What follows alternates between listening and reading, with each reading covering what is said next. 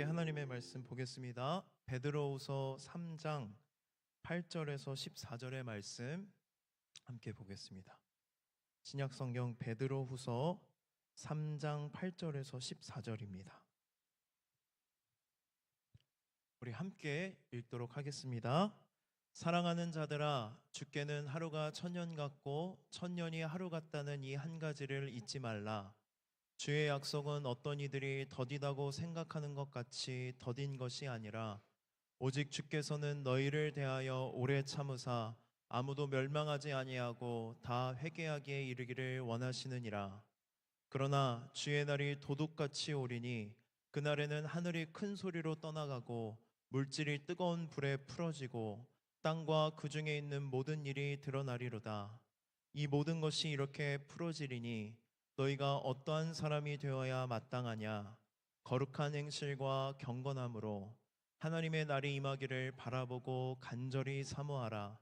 그날에 하늘이 불에 타서 풀어지고 물질이 뜨거운 불에 녹아지려니와 우리는 그의 약속대로 의가 있는 곳인 새하늘과 새 땅을 바라보도다.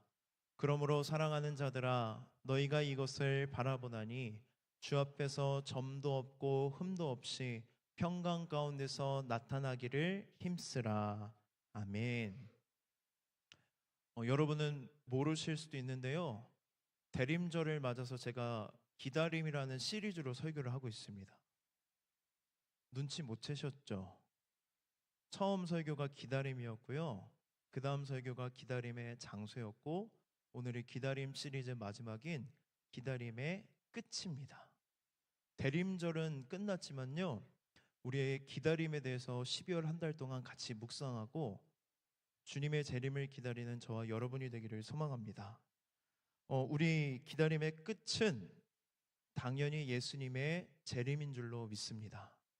우리가 정말로 궁극적으로 믿고 기다리고 소망하는 것은 예수님의 재림입니다.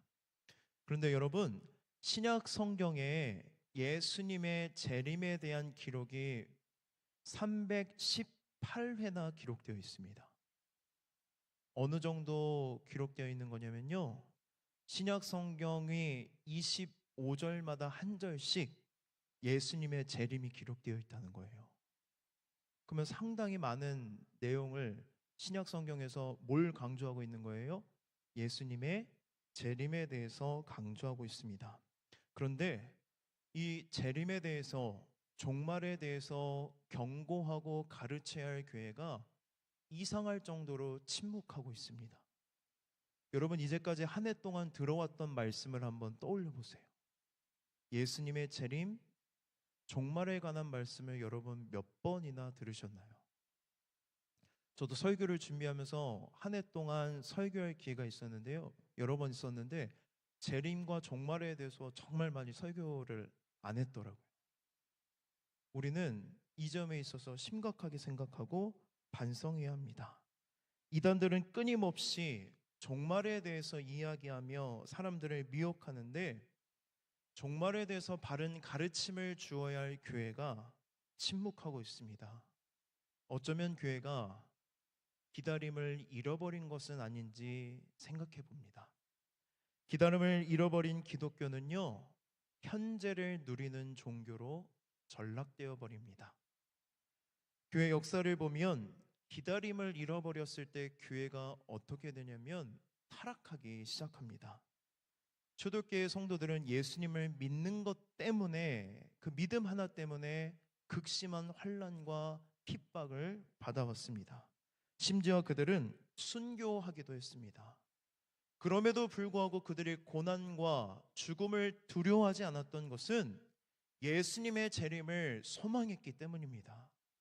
그분이 이 땅에 오시면 하나님 나라가 완성될 텐데, 그 하나님 나라에 대한 영원한 삶, 영생의 소망을 갖고 있었기 때문에 그들이 당하고 있던 극심한 환난과 죽음은 그들에게 문제가 되지 않았던 것입니다. 그런데 이 기독교가 로마의 국교가 되면서 기다림을 잃어버리기 시작합니다. 로마의 국교가 되면서 기독교가 국교가 되니까 고난이 사라지고 죽음에 대한 두려움이 사라지기 시작했습니다. 그러면서 그들은 현재의 권세를 누리며 기다림을 잃어버렸습니다. 교회 안에서 여전히 예수님의 재림에 대해서 외쳤지만 기다림의 언어는 남아 있었으나 기다림의 능력은 상실했던 것입니다. 현재를 누리는데 집중했기 시작했고 영원한 삶을 소망하는 것을 멈추었습니다. 이것은 과거에만 해당되는 이야기일까요? 지금 우리의 이야기이기도 합니다. 기다림을 잃어버리면 우리는 타락합니다. 현재를 누리는 데만 집중하기 때문입니다. 그럼 이런 생각을 할 수도 있어요. 현재를 누리는 게 왜 문제가 됩니까? 영원의 관점에서 볼 때에 우리가 이 땅에서 살아가는 이 인생은 아주 짧은 순간에 불과합니다. 그런데 기다림을 잃어버리면 이 땅에서의 삶이 마치 영원한 것처럼 이 땅의 것에만 초점을 두고 관심을 두고 소망을 두고 살아가는 것이 우리 삶의 문제가 되는 것입니다. 지금 당장 내 삶에 도움이 되는 것에만 우리의 신앙이 적용되기 때문에 문제가 되는 것입니다.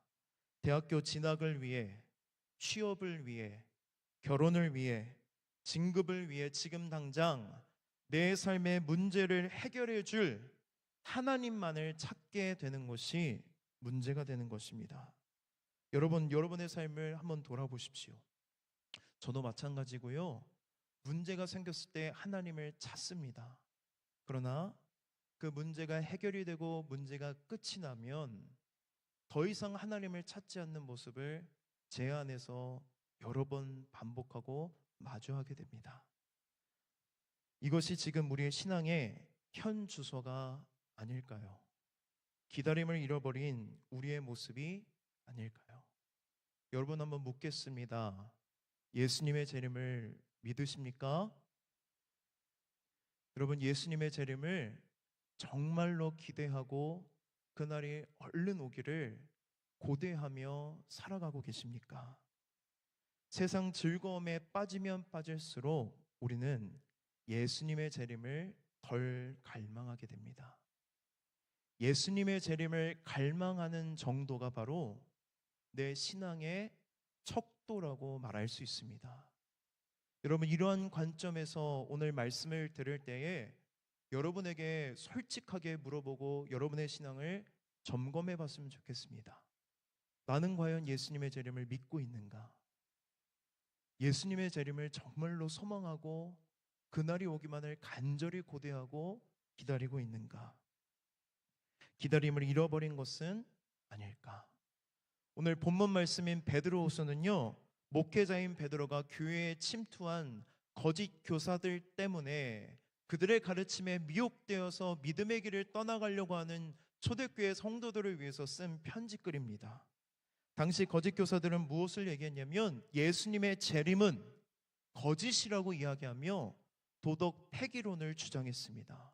그럼 무슨 뜻이냐면 예수님의 재림 하신다고 하셨는데 봐봐라, 재림 안 하고 있지 않느냐. 예수님의 재림은 거짓말이니까 여러분의 인생을 사십시오. 여러분의 욕망대로 사십시오. 즐거움을 찾아 떠나십시오. 네 인생을 사십시오. 즐겁게 사십시오라고 거짓 교사들이 그들을 미혹했던 것입니다.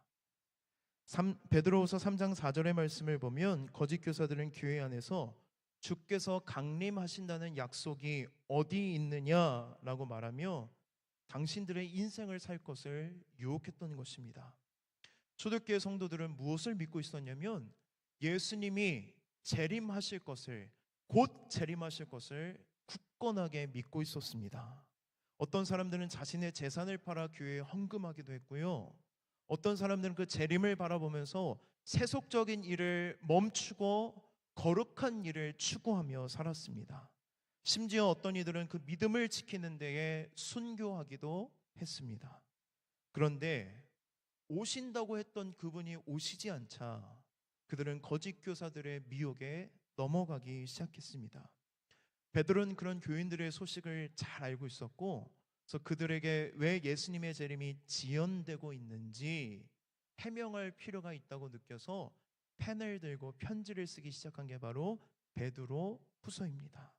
우리 베드로후서 3장 8절의 말씀을 함께 읽어보겠습니다. 사랑하는 자들아, 주께는 하루가 천년 같고 천년이 하루 같다는 이 한 가지를 잊지 말라. 아멘.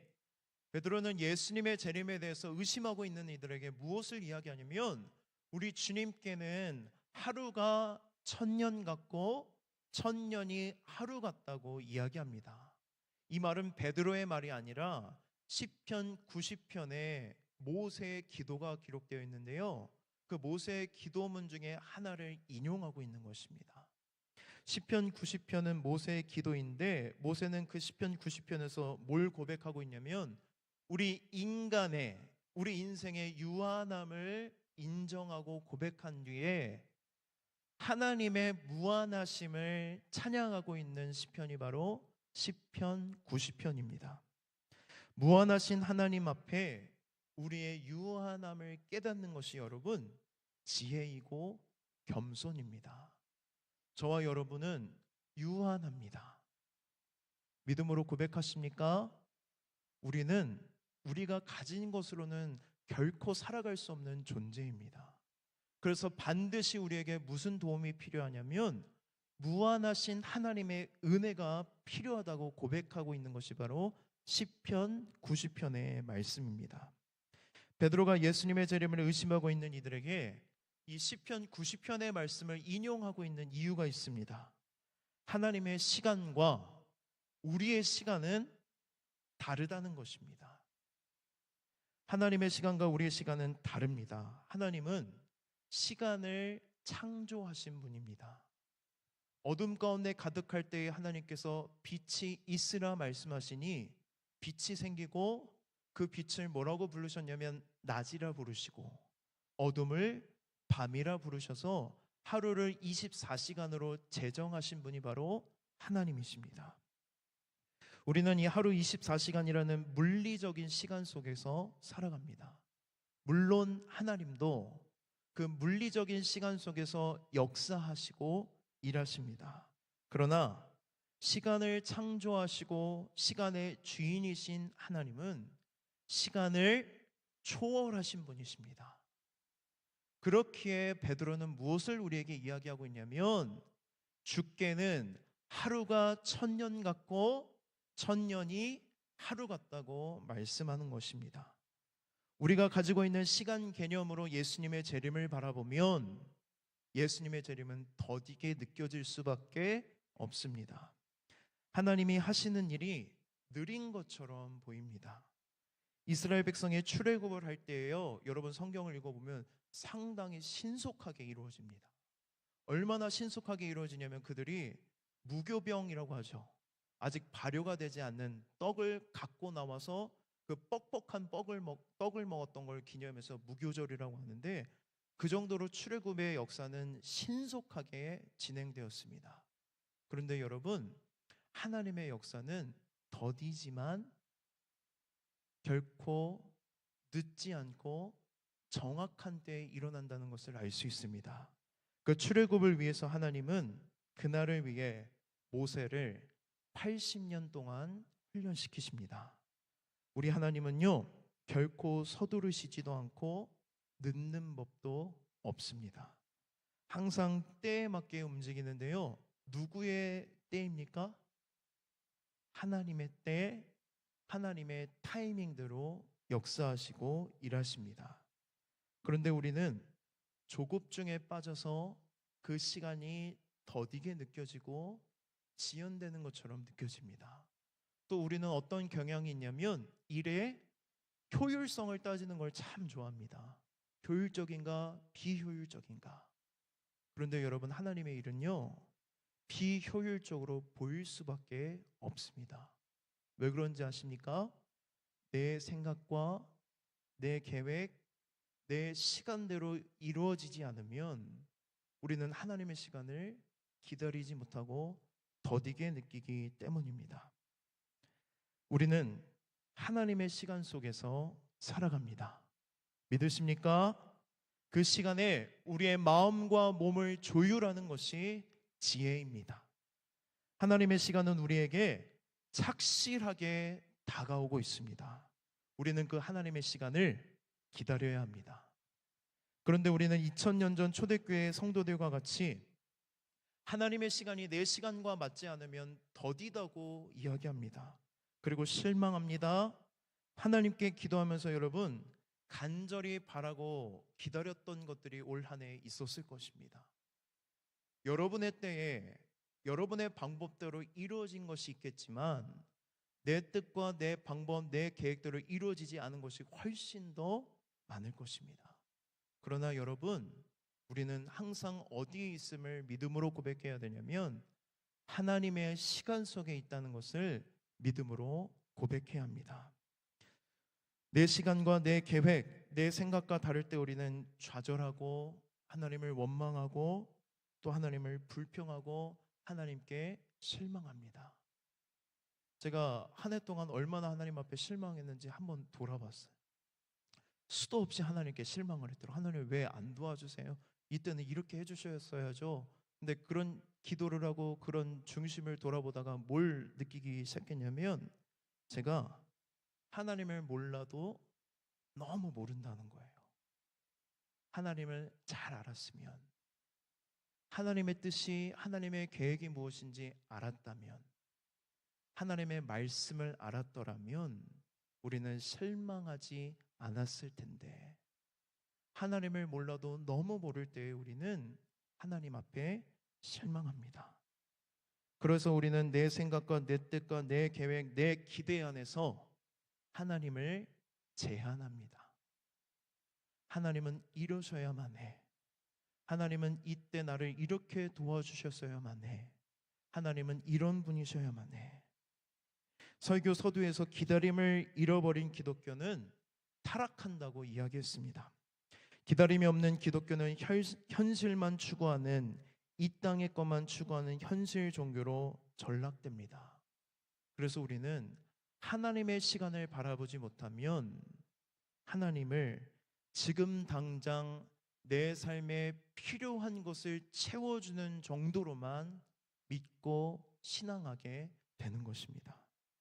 하나님의 시간과 나의 시간이 맞지 않을지라도 우리는 하나님의 시간을 기다려야 합니다. 하나님의 시간을 기다리면서 우리는 하나님의 뜻과 계획이 무엇인지 하나님께 묻고 구하고 그 뜻과 계획과 섭리를 알아가면서 하나님을 더 깊이 경험하고 하나님과 친밀해지는 것입니다. 하나님이 지금도 나를 위해 일하고 계시며 가장 좋은 것을 예비하고 계시다는 믿음이 없으면 우리는 하나님의 시간을 버티고 견딜 수 없습니다. 여러분, 예수님이 재림하시면 이 세상은 끝납니다. 이 세상이 끝난다는 걸 종말이라고 하는데요. 이 종말이라는 헬라어 단어는 무엇이냐면 에스카톤이에요. 에스카톤. 이 에스카톤이 두 가지 뜻을 갖고 있어요. 첫 번째는 끝났다라는 종말의 의미를 갖고 있고요. 두 번째는 목적이라는 의미를 갖고 있습니다.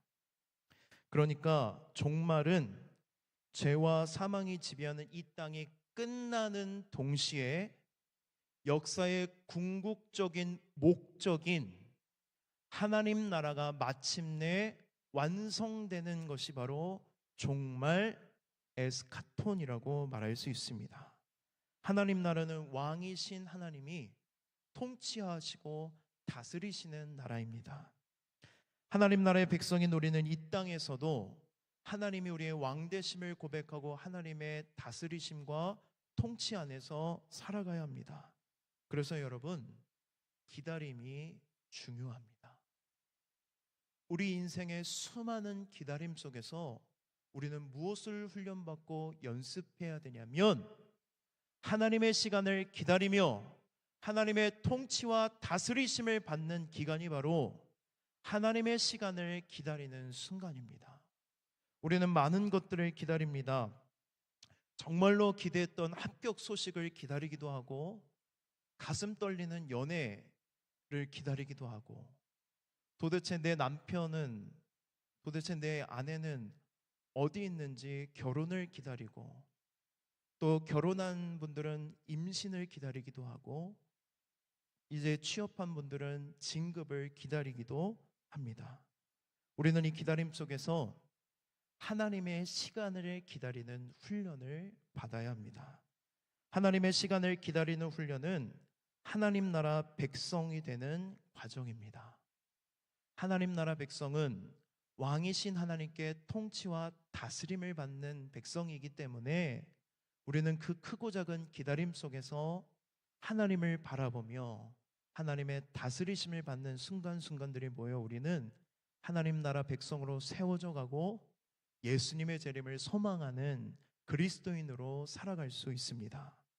여러분, 하나님의 시간을 기다리며 반드시 기억하십시오. 하나님의 시간은 정확합니다. 하나님의 시간은 옳습니다. 하나님의 시간은 가장 선하고 온전합니다. 비록 내 기다림, 내 시간과 맞지 않을지라도 가장 좋은 것을 가지고 오신다는 믿음과 고백이 있으면 우리는 하나님의 시간을 기다릴 수 있습니다. 우리 9절 말씀 함께 읽어보도록 하겠습니다. 주의 약속은 어떤 이들이 더디다고 생각하는 것 같이 더딘 것이 아니라 오직 주께서는 너희를 대하여 오래 참으사 아무도 멸망하지 아니하고 다 회개하기에 이르기를 원하시느니라. 아멘. 여러분, 하나님의 시간이 더디게 보이지만요, 그 하나님의 시간에는 뭐가 담겨 있냐면 하나님의 뜻과 하나님의 섭리와 하나님의 마음이 담겨 있습니다. 베드로는 이렇게 이야기합니다. 예수님의 재림이 더딘 것이 아니라 주님은 지금 오래 참으며 모든 사람들이 주님께로 돌아와 구원받기를 기다리고 계신다고 말씀합니다. 정확히 말하면 예수님의 재림이 지연된 것이 아니라 예수님은 지금 집행유예의 시간을 우리에게 허락하셨다는 것입니다. 성경에서 가장 장수한 인물이 누구일까요?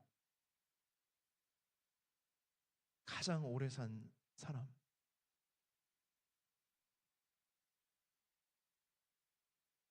모르세요?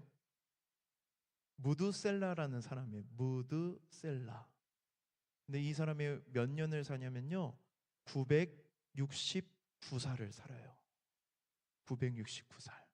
절레절레 하시는 분들인데 900년을 인생을 살면 어떤 느낌일까요?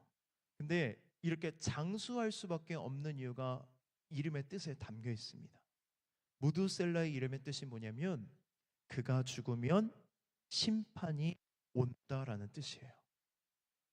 누가 자기 자식 이름을 그렇게 지을까요?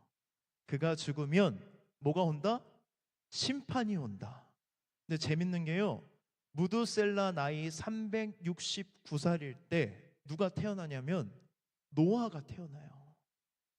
노아의 나이 600세에 하나님께서 세상을 물로 심판하십니다. 369 더하기 600은 잘 안 돼요? 969. 그러니까 여러분, 600년의 시간 동안 하나님이 뭐 하셨다는 거예요? 기다리셨다는 거예요. 한 영혼이라도 하나님 앞에 돌아오기를 하나님은 몇 년 동안 기다리셨다는 거예요? 600년. 그렇게 묵상하다 보니까 무드셀라가 불쌍하더라고요. 친구들 다 하늘나라 갔을 텐데 혼자 누구 때문에? 영혼들이 돌아오기를 하나님이 기다리셨기 때문에 600년 동안 하나님이 그 무드셀라의 사람들이 돌아오기를 기다렸다는 것입니다. 여러분, 600년이라는 긴 시간은 기회의 시간이었고 회개의 시간이었고 사랑의 시간이었습니다. 우리는 지연되고 있고 더디는 것처럼 느껴지는 하나님의 시간 속에서 하나님의 뜻과 마음을 발견해야 합니다. 지금도 마찬가지로 하나님은 한 영혼이 돌아오기만을 기다리고 있습니다. 어쩌면 그 한 영혼이 우리일 수도 있습니다. 내가 회개하기를, 내가 하나님께로 돌아오기를 하나님은 기다리고 계시기 때문에 예수님이 재림하시지 못하는 것일 수도 있습니다. 어쩌면 그 한 영혼이 우리 부모님일 수도 있고, 내 가족이 될 수도 있고, 내 친구가 될 수도 있고, 직장 동료가 될 수도 있습니다. 그렇기 때문에 우리는 이 유예의 시간 동안 우리의 삶을 돌아보고 회개하고 돌이켜 주님께로 돌아가야 하고, 아직 주님께로 돌아가지 못한 영혼들을 주님의 품으로 인도해야 될 사명이 바로 우리에게 있다는 것입니다. 우리는 그들에게 복음을 전하고 전도해야 할 사명이 있습니다. 예수님이 재림하시면 이 땅은 끝납니다. 예수님이 재림하시면 더 이상 기회는 주어지지 않습니다. 우리는 예수님이 재림하신 그날 예수 믿고 구원받은 이들은 하나님 나라에서 영원히 살아가겠지만, 예수 믿지 않고 구원받지 못한 영혼들은 이제까지 지은 죄에 대한 벌로 지옥에서 영원한 벌을 받게 됩니다. 예수님이 재림하시면 더 이상 기회가 주어지지 않습니다. 여러분, 이 땅에서의 삶은 영원하지 않습니다. 우리는 영원하지 않는 이 땅의 것을 바라보며 살아가는 것이 아니라 영원하신 하나님 나라를 바라보며 살아가야 합니다. 우리 10절과 11절 말씀 함께 읽겠습니다. 그러나 주의 날이 도둑같이 오리니 그날에는 하늘이 큰 소리로 떠나가고 물질이 뜨거운 불에 풀어지고 땅과 그 중에 있는 모든 일이 드러나리로다. 이 모든 것이 이렇게 풀어지리니 너희가 어떠한 사람이 되어야 마땅하냐? 거룩한 행실과 경건함으로. 아멘. 베드로는 예수님의 재림이 더딘 것처럼 보이지만 더딘 것이 아니라 하나님께서 인내하시고 그들을 사랑하셔서 그들이 돌아오기를 기다리고 있다고 이야기합니다. 그러면서 동시에 예수님의 재림이 지연되는 것처럼 보이지만 누구같이 임한다고 이야기합니까? 도둑같이 임할 것이라고 이야기합니다. 예수님은 재림에 대해서 이야기하실 때에 반드시 빼먹지 않고 사용했던 비유가 뭐냐면, 나의 재림은 도둑같이 예고하지 않고 예기치 않는 그때에 긴급하게 일어날 것을 이야기하십니다. 그래서 우리는 늘 깨어 있어야 합니다. 그날이 오면 큰 소리가 나면서 하늘이 사라지고 하나님의 심판의 불이 이 땅에 떨어져서 모든 물질이 다 불태워 없어집니다. 그리고 모든 것이 드러나게 되는데 우리의 모든 죄악도 그날 드러나게 되는 것입니다. 드러난 죄악대로 심판받게 됩니다. 그렇게 베드로는 그날을 바라보며 우리가 날마다 거룩한 행실과 경건함으로 살아가야 할 것을 강력하게 권면하고 있습니다. 그날이 도둑같이 온다는 것을 믿는다면 오늘 우리가 살아가는 삶은 완전히 달라질 것입니다.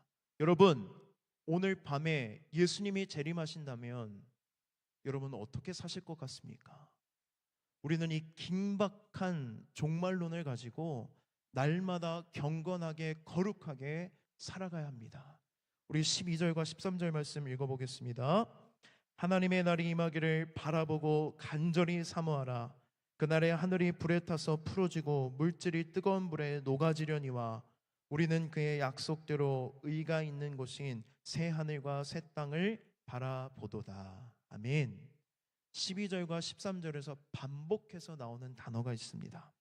하나님의 날이 임하기를 바라보고 새 하늘과 새 땅을 바라보도다.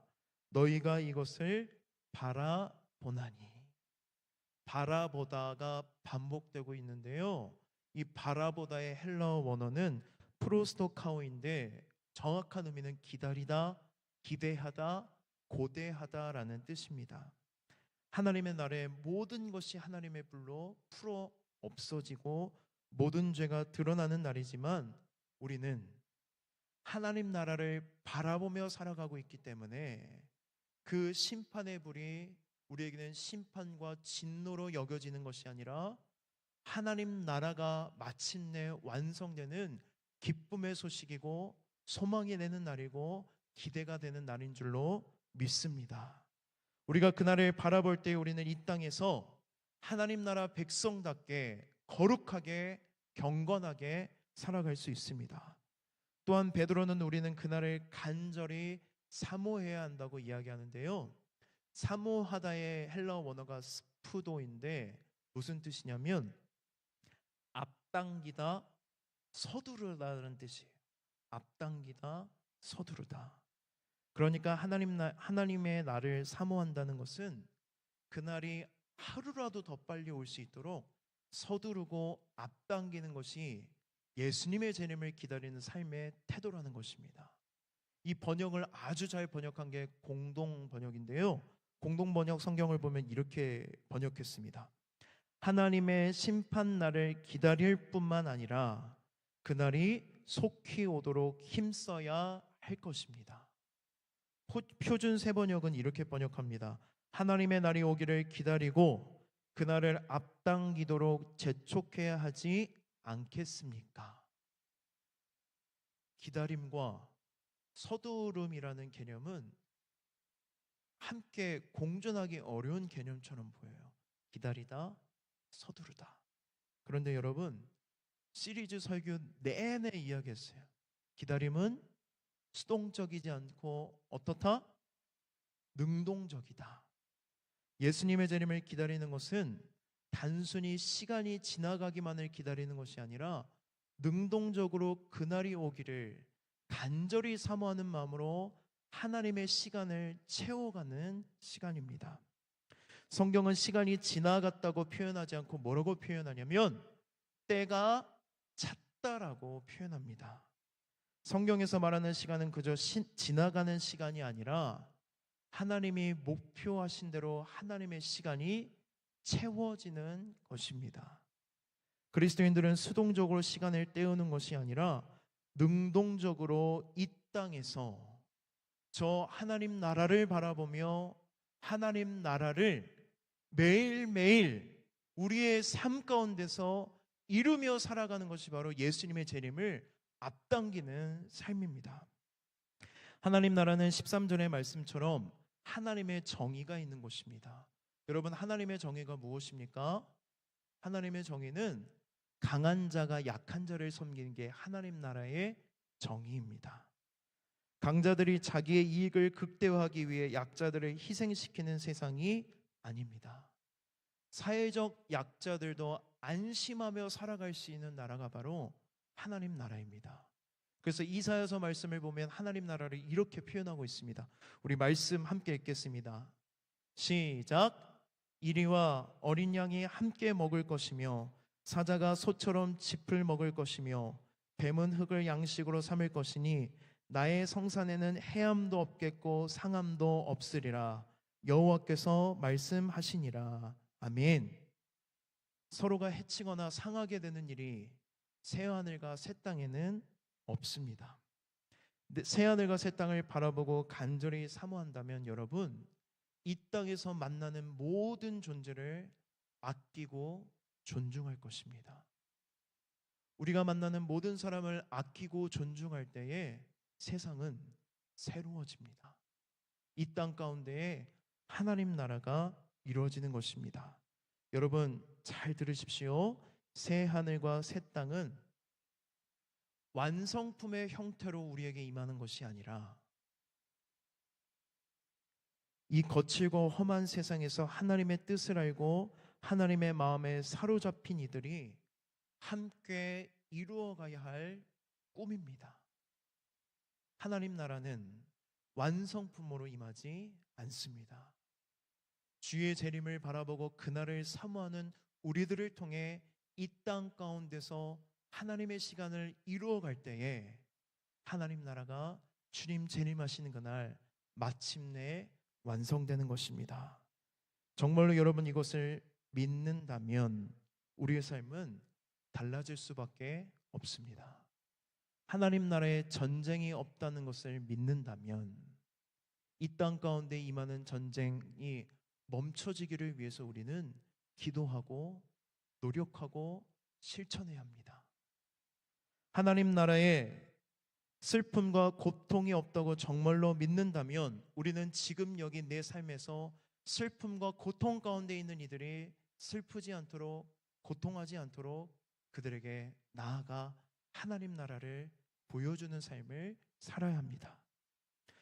그곳에 기쁨과 감사가 있다면 지금 현실 속에서 우리는 기쁨과 감사를 누려야 합니다. 여러분, 이것이 바로 진정한 기다림입니다.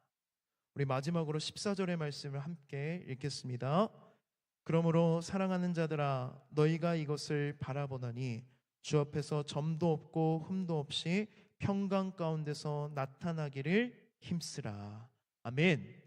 베드로는 우리가 새하늘과 새 땅을 바라보고 있다면 주 앞에서 점도 없고 흠도 없이 평강 가운데 힘쓰기를 권면합니다. 점도 없고 흠도 없다는 것은 하나님께 드려지는 제사의 용어인데요. 그러니까 무슨 뜻이냐면 저와 여러분의 삶이 그날을 바라보며 살아가고 있다면 거룩한 산 제물이 되어 하나님께 드려져야 한다는 것입니다. 이 땅에서 우리는 하나님의 뜻을 이루는 구별된 삶을 살아가야 합니다. 거룩은 관계의 개념입니다. 하나님과의 관계가 친밀해야 우리는 구별된 삶, 거룩한 삶을 살아갈 수 있습니다. 영원한 삶을 살기 위해서 우리는 하나님과 날마다 친밀한 관계를 누리며 살아가야 합니다. 요한복음 17장 3절의 말씀처럼 영생은 유일하신 참 하나님과 그가 보내신 예수 그리스도를 아는 것입니다. 영생은 시간적으로 계속 사는 것을 의미하지 않습니다. 하나님과 예수 그리스도를 아는 것, 그분의 시간을 내 삶 가운데에 살아가는 것, 그분의 뜻대로 내 삶 가운데서 하나님 나라를 이루며 살아가는 것이 바로 새 하늘과 새 땅을 바라보며 살아가는 저와 여러분의 삶인 줄로 믿습니다. 말씀을 정리합니다. 때때로 주님이 하시는 일이 우리는 더디게 느껴지고 늦어지는 것처럼 보일 때가 있습니다. 하나님의 일은 눈에 띄지도 않고 효율적으로 보이지도 않습니다.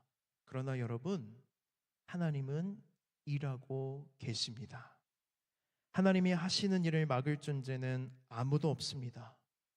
우리의 인생에 있는 크고 작은 기다림 속에서 우리는 하나님의 시간을 기다리며 하나님의 통치와 다스림을 받는 훈련을 통해서 이 땅 가운데 하나님 나라의 백성으로 살아가는 훈련을 받는 것입니다. 지금도 주님은 일하고 계시기 때문에 우리도 주님과 함께 일해야 합니다. 지금 우리 가운데 오고 계시는 주님은 우리가 함께 살아갈 거처를 마련하고 그 거처를 가지고 오고 계십니다. 하나님 나라를 바라보지 않으면 하나님 나라가 준비되고 있다는 것을 보이지 않겠지만 하나님 나라를 바라보며 살아가는 이들에게 주님의 일하심이 보이고 하나님의 시간 가운데 있는 하나님의 섭리와 계획이 깨달아지고 우리는 이 땅 가운데서도 하나님 나라 백성으로 살아가게 될 줄 믿습니다. 기다림의 끝에서 우리는 재림하신 주님을 마침내 완성될 하나님 나라를 보게 될 줄 믿습니다. 우리 그 마음을 가지고 함께 이 시간 찬양하고 기도의 자리로 나아가겠습니다.